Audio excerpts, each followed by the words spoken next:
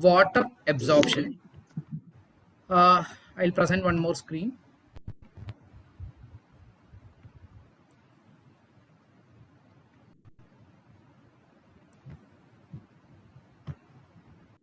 Okay. So if you want to determine the water absorption, you will be taking 5 bricks at random, and these 5 bricks are dried in oven at a temperature of 110 degrees centigrade for 48 hours or more. And after the brick is dried, it is cooled, and you are determining the weight of the brick. That weight is denoted as W1. Now, this dried weighted sample is immersed in water. Water maintained at room temperature for a time period of 24 hours. After 24 hours, you are taking out the sample, and the sample is wiped very well, and you are drying it. Sample is wiped dry, and you are weighing it, and the weight is determined as W2. Now, calculate the absorption value. Percentage of absorption is W2 minus W1 divided by W1 into 100. Okay. So what you are doing is, you are taking the brick sample. You are taking the brick sample and, hello? Yes, sir, it is audible. Okay, fine. You are taking the brick sample, and you will be placing the brick sample in oven at 110 degrees centigrade for a time period of 48 hours. So once the brick is oven dried, it will be completely dried. All the amount of water will be left from that brick sample. Now you are determining the weight of that particular dried sample of brick. That weight is denoted as W1. Now what you are doing is, you are immersing this sample in water for a period of 24 hours. After 24 hours, you are taking out the brick, and you will be wiping the surface clean. And again, you will be determining the weight. That is denoted as W2. So W1 is the dry weight of brick, and W2 is the weight of brick after water is absorbed on the brick. Now you can determine the percentage of water absorption. The percentage of water absorption is given as W2 minus W1 divided by W1 into 100. That will give you the percentage of water absorption. Again, this test will be repeated for 5 samples, and you will be determining the average of all these samples. So this is the diagrammatic representation. Next test is for determining the efflorescence in bricks. What do you mean by efflorescence? I think I have told you about efflorescence in the last class. You remember? Do you remember what is meant by efflorescence? Yes, sir. Yes, tell me, what is efflorescence? Okay, no problem, I'll explain. If the alkali content in brick is large, upon drying the brick, there is a chance that white patches will be appearing on the surface of the brick. Okay, if the alkali content in brick is more, there is a chance that once the brick is getting dried, white patches will be getting appeared on the surface of the brick. This phenomenon is known as efflorescence. Now we can conduct tests for determining the efflorescence of brick. So this is the standard test for determining the efflorescence of brick. You are taking 5 bricks.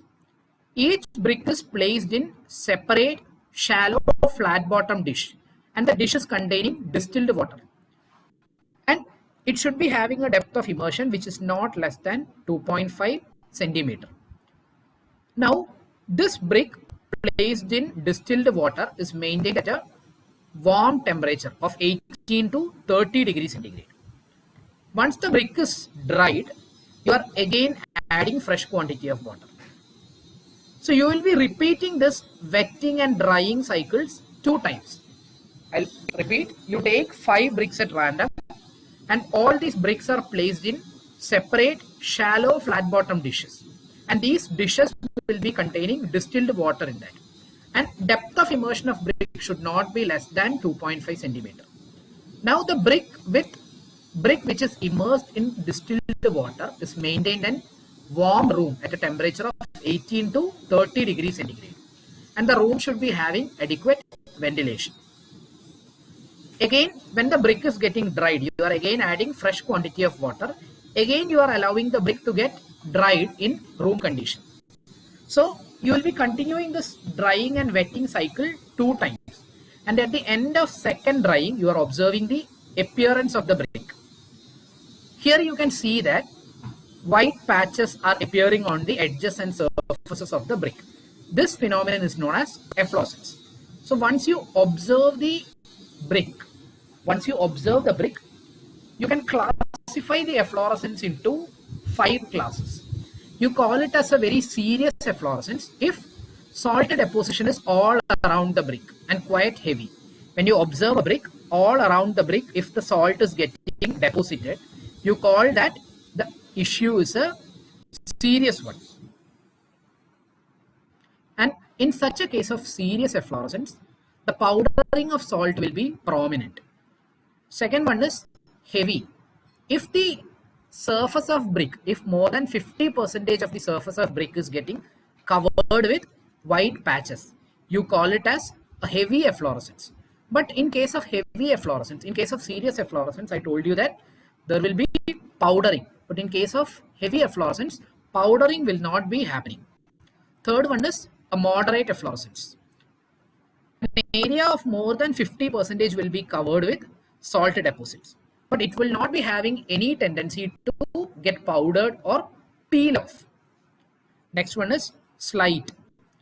A very small area of less than 10% only will be covered with white patches. That is known as a slight. Then if there is no deposition found after the repeated wetting and drying cycle, we can call it as nil. There is no kind of efflorescence happening. Okay, is it clear? Yes, sir. Okay, so that is the test conducted. Okay, now there are some more things on bricks which I will be explaining. Now for the time being, I am getting into the brick masonry. Okay, actually in your syllabus, brick masonry is not mentioned.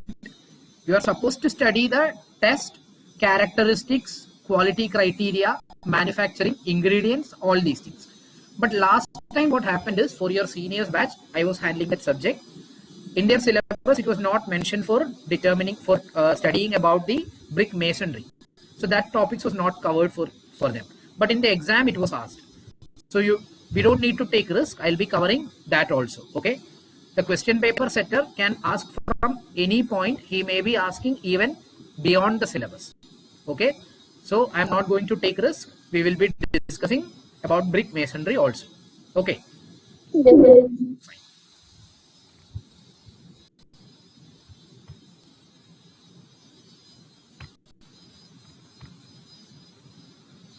Okay. So now what we are going to discuss is the brick masonry. There are certain technical terms. Which we have to study in brick masonry. Are you able to see it? Yes, sir. Okay. Fine. So I'll be continuing.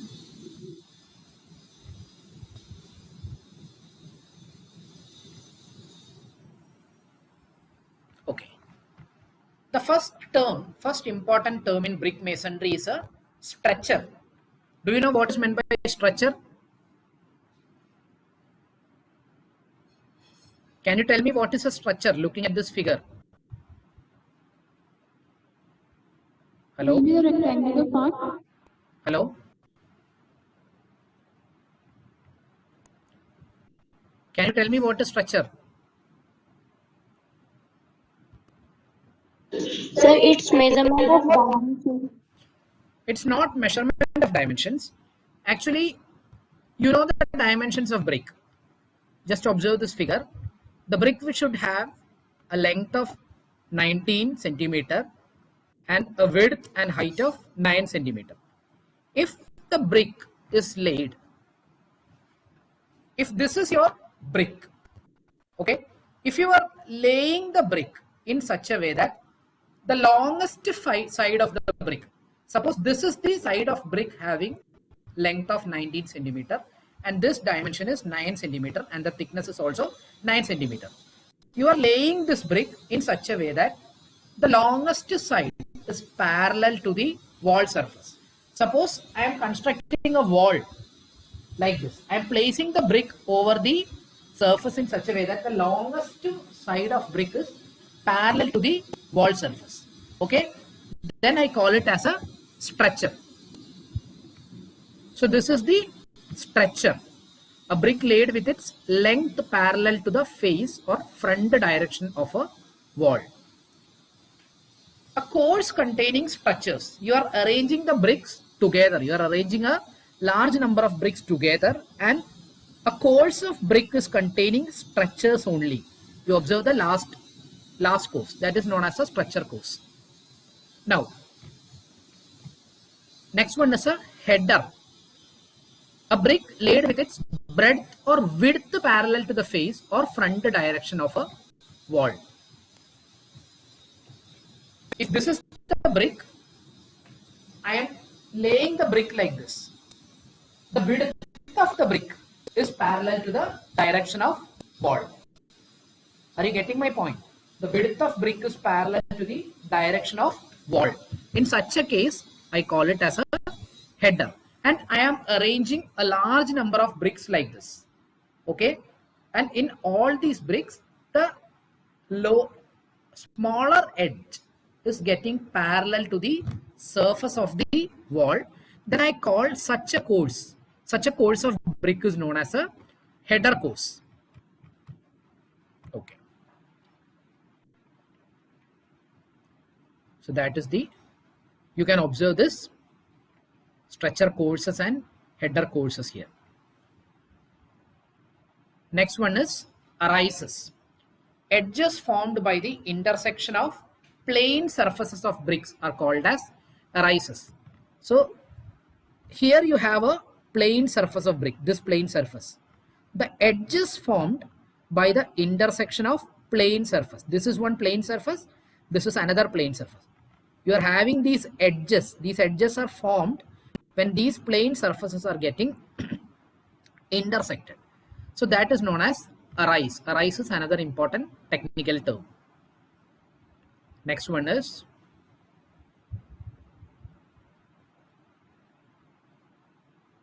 bed. When the bricks are laid in a course, the lower surface of the brick, okay, lower surface, here you have a course of brick, the lower surface of the brick, when the bricks are laid flat, you call it as a bed. Next one is bed joint. Bed joint means you are laying the bricks in layers, and over one layer of brick you are placing mortar, and the horizontal layer of mortar upon which bricks are laid, horizontal layer of mortar upon which the bricks are laid is known as a bed joint. Next thing is perpends. The vertical joint separating bricks in either length or cross direction. Vertical joint separating the bricks in either length or cross direction is known as perpends. You observe this diagram. Here you are having a vertical joint for separating the bricks. This is one brick, this is another brick, and in between these two bricks you have a vertical joint separating the brick. So that is known as a perpend. So remember what all things we have studied till now.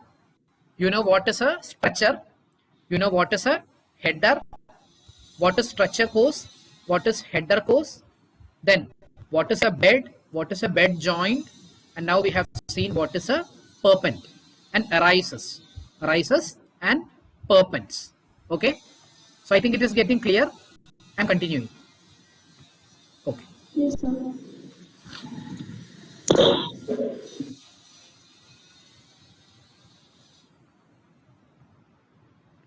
So next thing is lap. The horizontal distance between the vertical joints in successive courses is known as a lap. So observe this course. Here you are having a vertical joint of this course, and observe the course above this. You are having one layer of brick Can you see this? I am pointing. This is one layer of brick. Here you are having the vertical joint of this layer. Over this course, you have one more course of brick. And here I am showing you the vertical joint in the upper course. So what is the horizontal distance between this vertical joint in the upper course and this vertical joint in the lower course? That horizontal distance. So, Yes. so which type of Which type of? joint is this? Means mortar. Which type of joint means?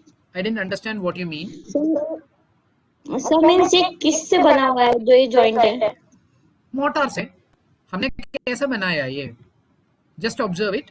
We are placing the different bricks and you are applying a layer of mortar, and over the mortar layer again you are placing brick. In such a way you are making a brick wall. Is it clear? Yes, sir. Okay, fine. So in this brick layer, what is this? I'm sorry. Observe this vertical joint. This is one vertical joint in this layer number. Say if this is 6th layer, and this is another vertical joint in layer number 7, which is placed above layer number 6. And what is the horizontal distance between these two layers? This is known as the lap. Horizontal distance between vertical joints in successive courses. See, it need not be only in this layer. If you consider this joint and this joint, this is also a lap. Lap between joint 2 and 3.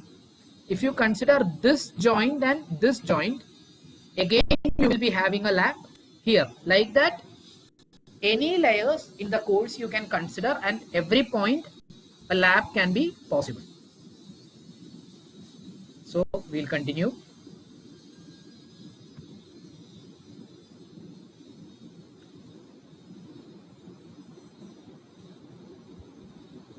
Okay. Next thing is a closer. A closer means a piece of brick which is used to close up the bond at the end of brick courses. A piece of brick which is used to close up the bond at the end of a brick closer. I think you will be getting confused. No need to worry. A closer means you understand that a closer is a piece of the brick, and there are different closers which I will be explaining. Okay, and what is meant by this? Here in this explanation, you will see that a piece of brick which is used to close up the bond at the end of the brick course. I know that you are getting confused. Don't worry. We are going to discuss about brick bond, different types of brick bond. So at that point, I will clearly explain you what is meant by closing the bond. Okay. So for the time being, you just understand that a piece of brick, okay, you are cutting the brick and you are obtaining a piece of the brick, that is known as a closer. There are different kinds of closers depending on how you are cutting the brick. Okay, I'll explain.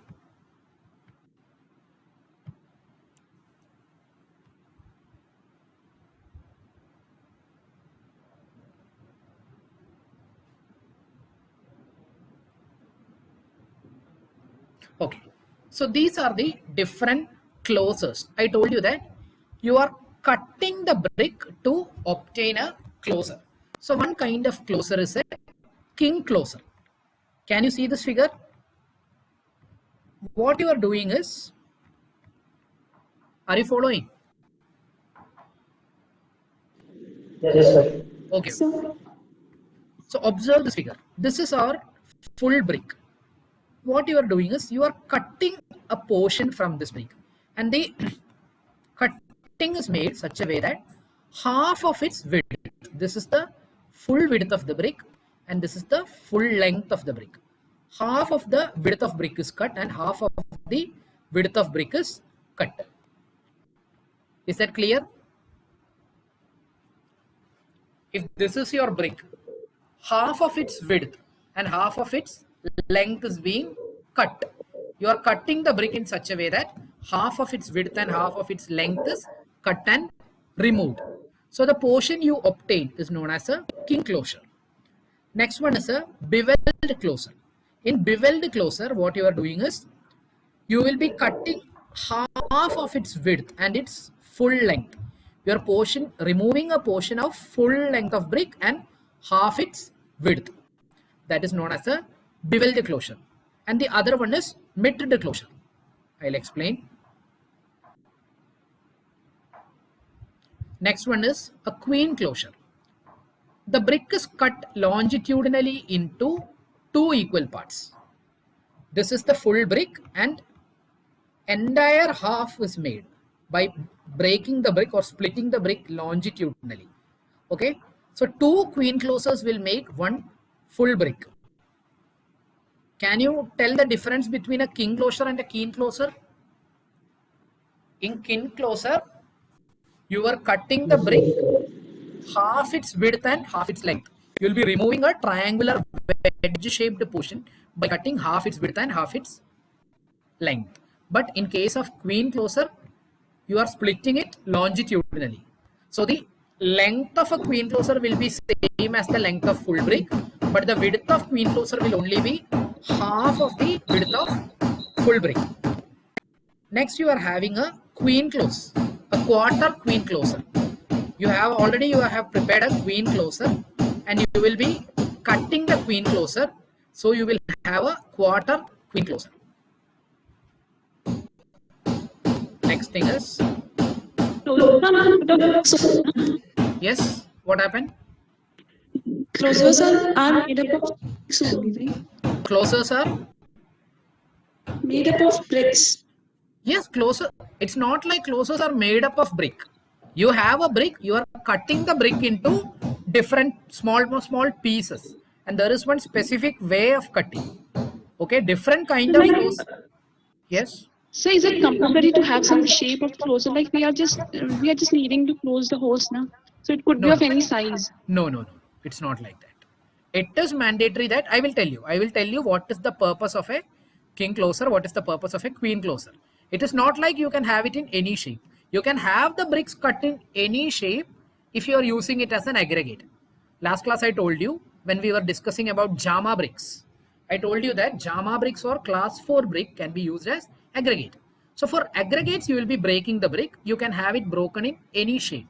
But that is not the case always. Always you cannot go for breaking the bricks in any required shape you want. There is a definite pattern for breaking the brick. I'll tell you why. No need to worry. I'll tell you why. Okay. Okay. So this is a king closure. You will be removing a triangular portion of a brick in such a way that half header and half structure is obtained. A king closer is used near door and window opening to get satisfactory arrangement of mortar joints. So this is how a king closer will be placed. Next one is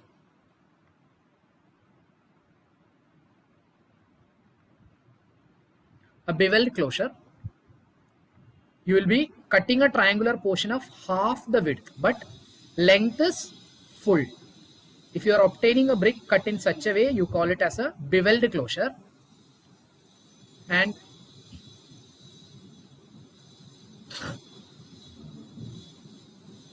just observe it. A beveled closure appears as a closer on one face and as a header on the other face. So this is the full brick diagram. From this full brick, you have removed a triangular wedge-shaped portion. So when you observe this beveled closure, you can see one thing. At this edge, the width of beveled closure is same as the width of full brick. And at this end, width of beveled closure is half of the width of full brick. So if you are looking at this figure from this end, you are standing at this point, and if you are observing, you can see that it will be observing as a full brick. And you are taking a view from this side, you can see that you will be observing it as a half brick. Is it clear? Yes. Next one is a mitred closure.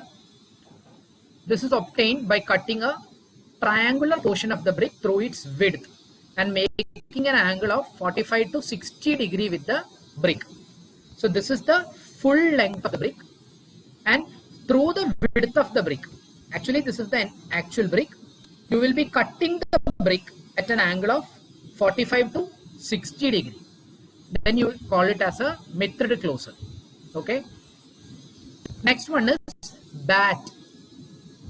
So this is about the different closers: king closer, beveled closer, mithrid closer, and queen closer. Now, next important technical term in brick is a bat. You remember the full brick was cut longitudinally into two halves. What will you call such a case? If you have a full brick and that is cut longitudinally into two halves, what will you call such a thing? We have explained it just now. Queen closer, sir. Queen closer, right? Now we have something known as bat. If this is the brick, you are cutting the brick transversely. Okay, you understand the difference between a bat and a queen closer. You will be cutting the brick transversely so that you obtain a half bat. If you are removing only a quarter portion, you obtain what is remaining is known as a 3/4 bat. And if you are obtaining, or if you are cutting the brick in a beveled manner, you obtain a beveled bat. Next is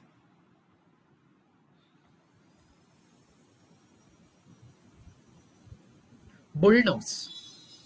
A brick molded with a rounded angle is termed as a bullnose. You can see that these corners is of normal kind of brick, but here the brick is molded with a rounded angle. Such a kind of brick, you call it as a bullnose. In some cases, the brick will be having its two corners in a rounded manner. So that thing you will call it as a double bullnose. Next one is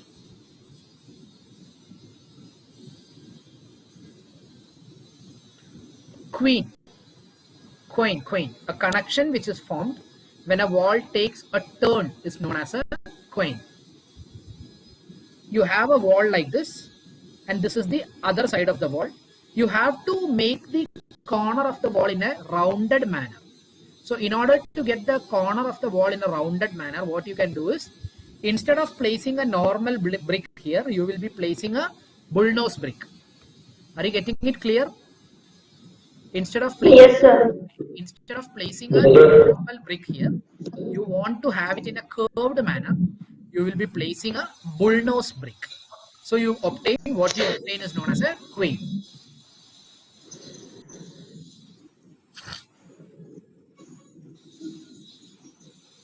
Continue.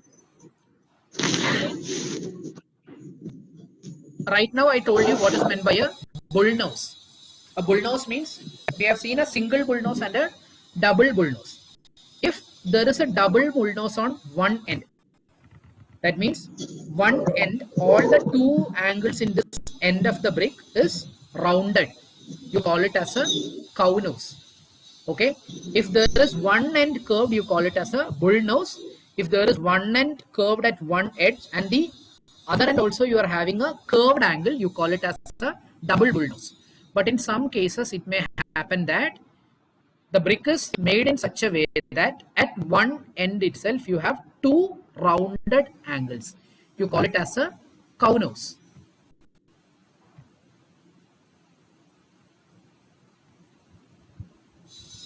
Queen, a brick which is cut or molded such that angle other than right angle is formed in plan is known as a queen. You will be cutting the brick in such a way that there is an angle other than 90 degree. Next one is a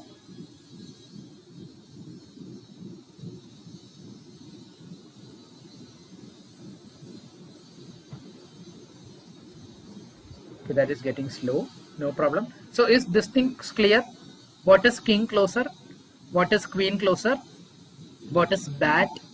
Quarter bat, 3/4 bat, king closer, queen closer, beveled closer, mithrid closer. Sorry, what is meant by a queen? What is meant by a queen? Then what is cow nose? What is bull nose? Okay, so this is some of the important technical terms. This is some special type of bricks. We'll discuss special type of bricks later. So now I am going into the next important thing. Is this clear? This should be very much clear. Actually, this should be learned with visualizing. That's why I thought I'll show you videos. Otherwise, you will get confused. If I am just telling you that the brick will be cut like this, cut like this, cut like this, you will be getting confused. Okay. So it's always better to have a good learning experience by seeing the things and understanding. Okay. So next thing, what I am going to discuss is about the brick bonds or brick masonry. Okay. You will be placing the bricks. You will be arranging the bricks one after the other and joining the bricks with a layer of mortar.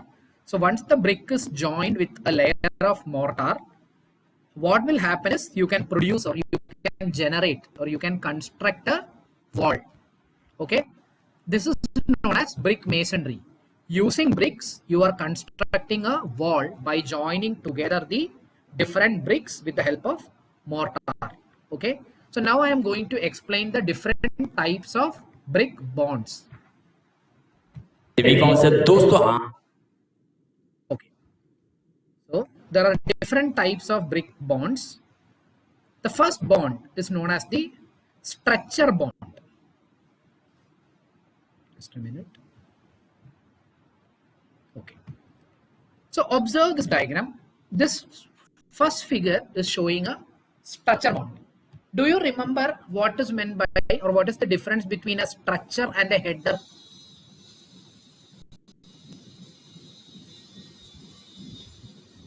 Do you remember the difference? Just now, 10-15 minutes back only, I told you what is meant by a structure and a header. Do you remember? Okay. You have a brick. You are placing the brick in such a way that the longest dimension of the brick is parallel to the direction of wall. Imagine my face as the wall and this is the brick. The longest dimension will be parallel to the wall surface. You call it as a structure. And if I'm placing it like this, the shortest dimension will be parallel to the face of the wall. You call it as a header. Now observe this figure. You are making a bond or you are making a wall in such a way that the structures are all arranged like this. You call it as a structure bond. Here you can see that in every courses you are having the structures arranged like this. That is a structure bond. This is one structure, this is the header and this is the frog. And if the structure is laid parallel to the wall direction, you call the kind of bond as a structure bond. So this is a structure bond. The walls constructed with structure bonds are not stable enough to stand alone in case of doors, in case of larger span and height.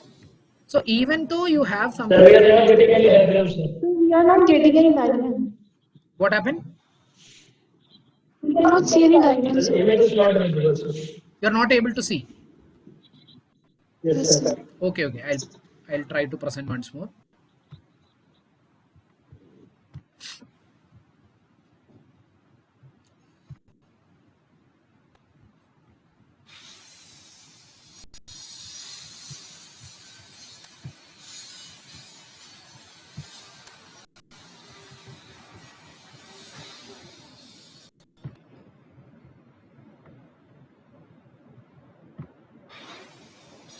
Are you able to see now? Yes, sir. Okay, fine. So I'll continue. So you will be placing the structures. There is one problem with structure bond. If you are constructing a wall entirely with structure bond, it will not be stable enough. Okay, the wall will not be stable enough. So it is not that advised to have a structure bond.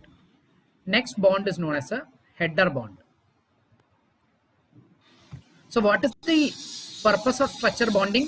The structure bonds are commonly used in steel or reinforced concrete framed structures as outer facing. These are also used as the outer facing of cavity walls. Other common applications are boundary walls, garden wall, etc. So in all these cases, outer facing of cavity wall, boundary wall and all, these are all cases where there is not heavy loads coming. So if a heavy load is coming, A structure bond will not be able to withstand that much heavy load. That's why I told you the walls constructed with structure bond are not enough to stand alone. There are some problems associated with this structure bond. So next thing is we'll go to a header bond. So this is a header bond. Is that thing clear? Structure bond? Okay. Now we are going to a header bond. You will be placing the brick in such a way that header, this is the header. The smaller dimension is parallel to the wall.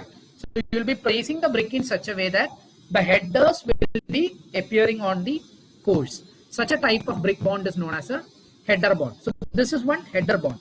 Here you can observe that all these things are headers. So the header bond is used for construction of walls with full thickness of bricks.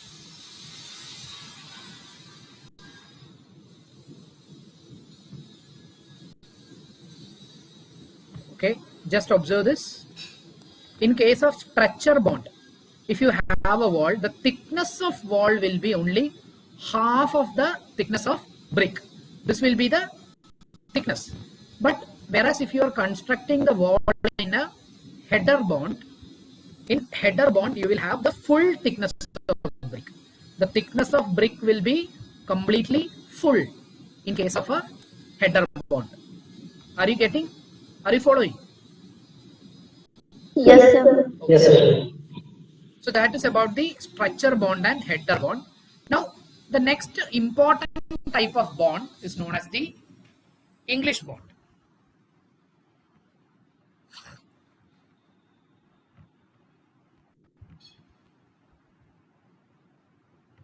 Okay.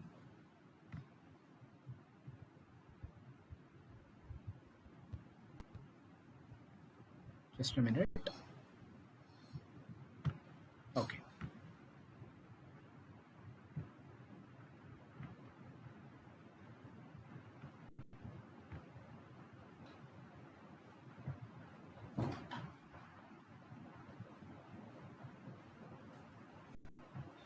Okay.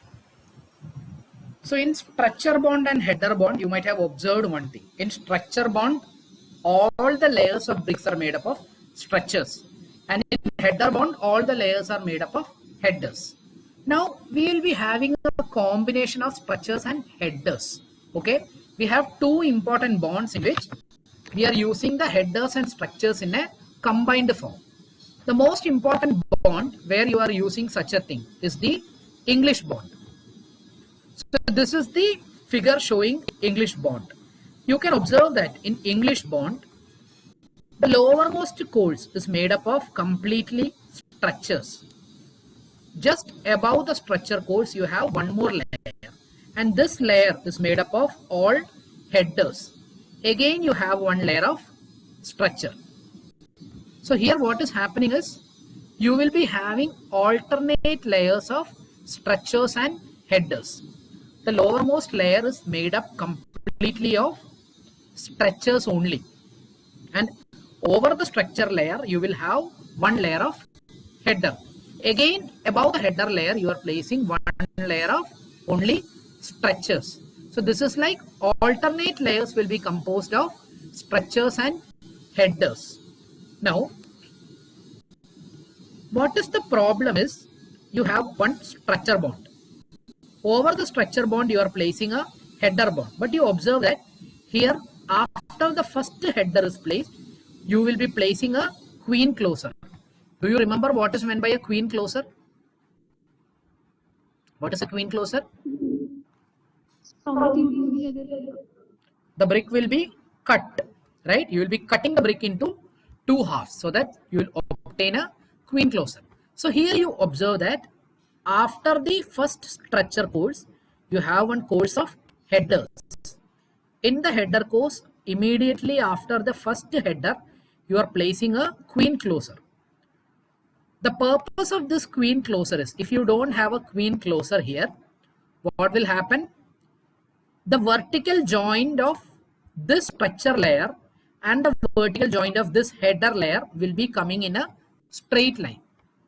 Whenever you are having a masonry work, if the vertical joints of two adjacent courses are coming in a straight line, it will be having a reduction in strength. That is not a good practice in bonding. So you never make any structure in such a way. Okay, when you go to any places outside, just observe the brick structures being made.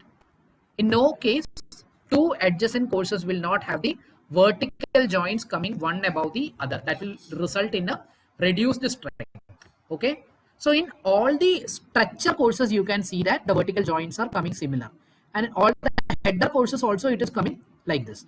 But never it will come like this in a structure and header course. In alternate layers, it should not come. So to avoid that, you should place a queen closer over here. I think it's clear. So this is how you go for a making an English bond. Yes, sir. I won't be giving separate notes for all these things. I'll be sharing this video, this recorded video. I'll be sharing, so you can have drawings made. Okay, in exam you may get a question on to sketch the elevation of a English bond. So you should be able to sketch. I won't be giving separate notes. Okay, I'll be sharing this recorded video. Okay. So that is about English bond. There is one more kind of bonding, that is Flemish bonding, that we'll discuss in the next class. I'm stopping. I have one more class. Okay. So is it clear? Yes. Yes, sir. Okay. So I'll be sharing the recorded version. Previous video also I have shared. You have to study from all those things. This video will be uploaded and I'll be sharing the link through your Google Classroom. Any queries you have, you can post there. Okay. Yes, sir. Okay. So we'll meet in the next class. Okay. Okay, sir. Thank you, sir.